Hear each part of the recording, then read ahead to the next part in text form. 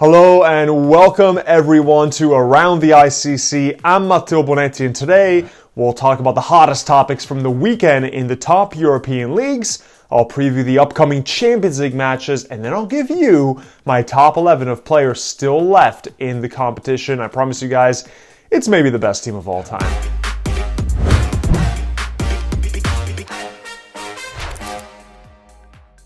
But anyway, let's start out in the Premier League, where the most important match was the Manchester derby between the top of the table Manchester City and second place Manchester United.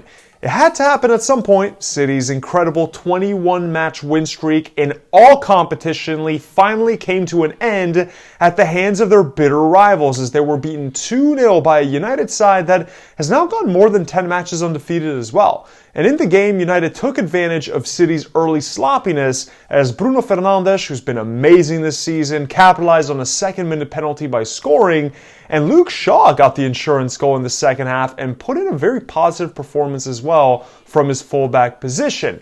Now, if you listen to the post-match words from United's midfielder Bruno Fernandes, he thought his team played pretty much perfectly, and it would take perfection to end such an impressive streak by Pep Guardiola's men.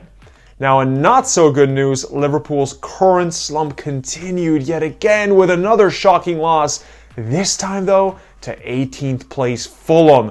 The loss for Jurgen Klopp's men means that they have now only picked up 3 points, just 3, from their last 7 Premier League matches, which is a crazy figure for a side that not long ago was lifting some pretty important trophies. Alright, in Spain it was all about El Derby between Atletico Madrid and Real Madrid, and with some of the more important players for Zinedine Zidane trickling back into the squad, he didn't have to play Tinkerman nearly as much as he's done in the last few weeks, and he was actually able to field a more competitive starting 11 against first place Atletico Madrid, who have been soaring for most of the season in La Liga. And in the first half, it was Atleti looking like the team who had something to prove. They were sending up a higher defensive line. They were getting key players like Llorente in the midfield in a more attacking position to be dangerous.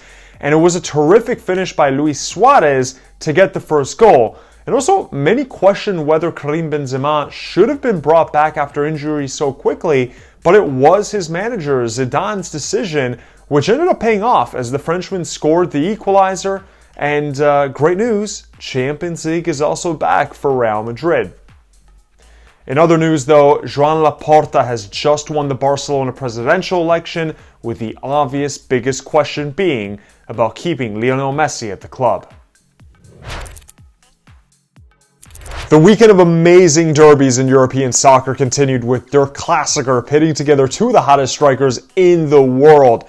Robert Lewandowski, Erling Haaland, Bayern Munich, Borussia Dortmund. It's the most prestigious German game, and it delivered with a stunning Erling Haaland brace in the first half, giving Dortmund the shock 2-0 lead. Now, before I go any further, can we just talk about how good Erling Haaland is? He has everything. Size, pace, instinctive movements, clinical finishing, can create his own shot.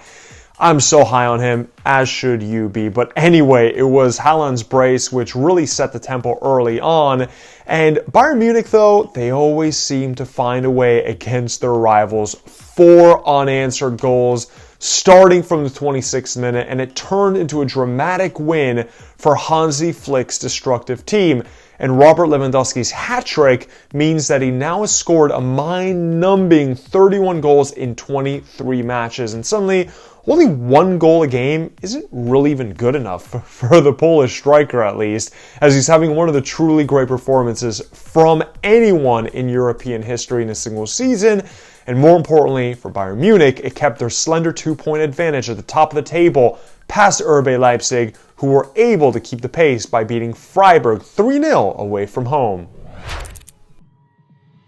Finally, we move on to Serie A, where the premier match of the round was between Lazio and Juventus, where both teams were fighting to gain ground in the race for both the Scudetto in Juventus' case, and 4th place, which is good for that last Champions League spot. That's pretty much Lazio's objective.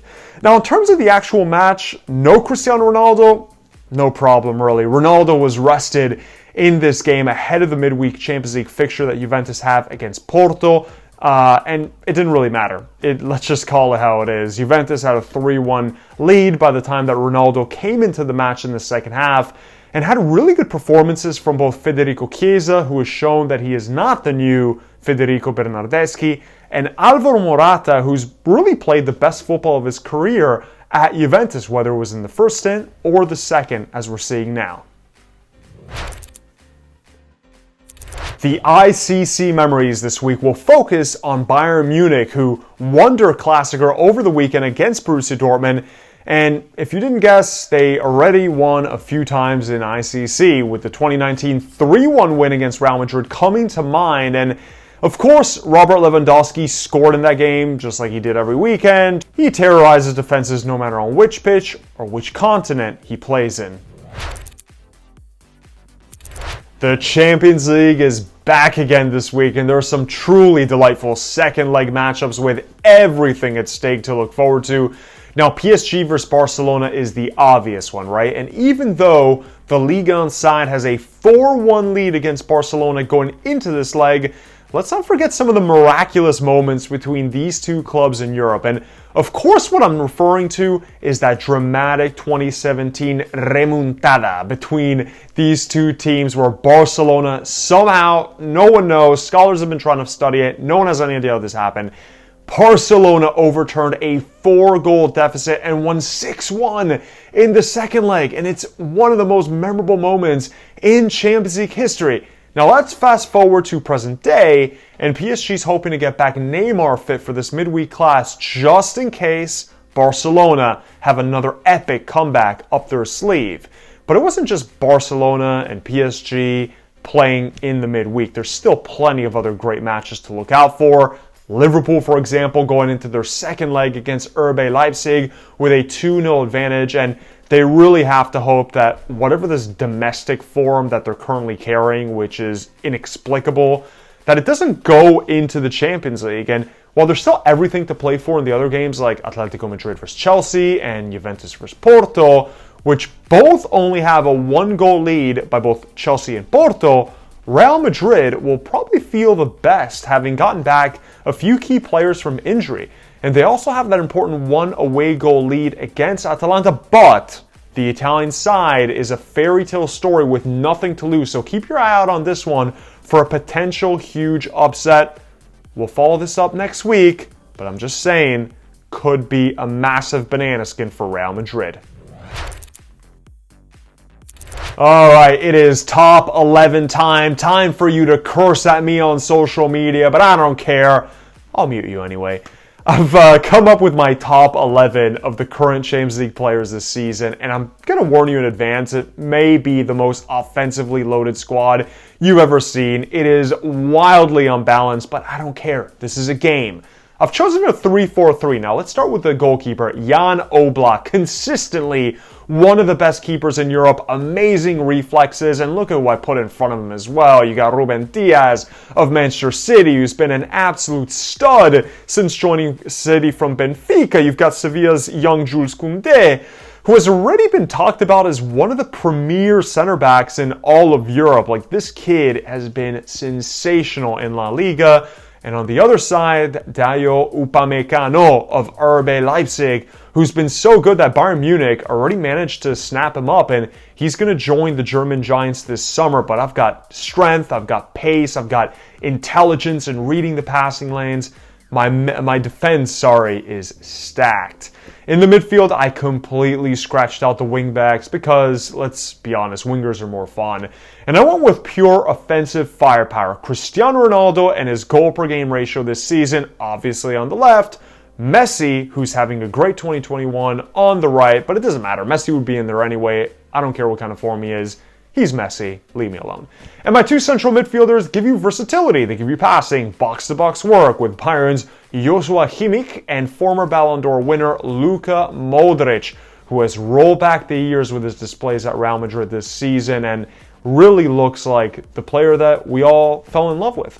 Now, up top, the clinical Bundesliga pair of Erling Haaland and Robert Lewandowski are joined by the lightning-quick PSG superstar Kylian Mbappe. And I just want to touch upon Mbappe and Haaland because I wonder, at the end of Messi and Ronaldo's career? Is it going to be Haaland and Mbappe receiving the baton from them and becoming the symbols of European soccer? Now, if you want to debate something, write me about that. Is it going to be Mbappe and Haaland as the two next generational talents?